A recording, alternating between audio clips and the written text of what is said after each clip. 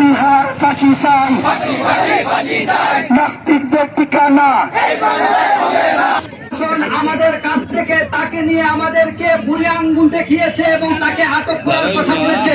আমরা যখন তাকে এই ঘটনা করেছে, আমরা সাথে সাথে স্বাস্থ্যগণ প্রেস ক্লাবের কয়েকজন সাংবাদিক সহ আমরা গিয়েছি। আমাদেরকে আধা পড়া দিয়ে তারা বুঝিয়েছে।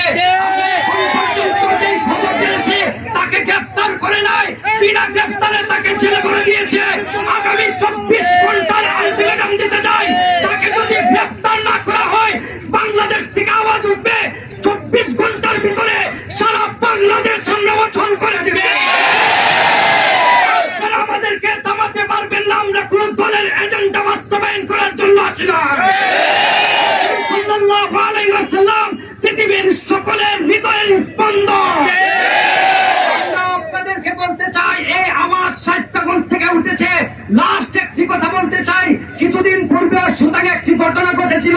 প্রশাসন আমাদেরকে আদামুড়ি দিয়ে শান্ত রেখেছে। এই মুসলিম উম্মার জনতা আপনাদেরকে বলতে চাই, শায়েস্তাগঞ্জে আগামী দিনে এরকম কোনো ঘটনা করবে না, তার কি কোনো গ্যারান্টি আছে? আজকে এখান থেকে শপথ নিতে চাই, প্রশাসন বরাবর আগামীর জন্য আমরা একটা স্মারকলিপি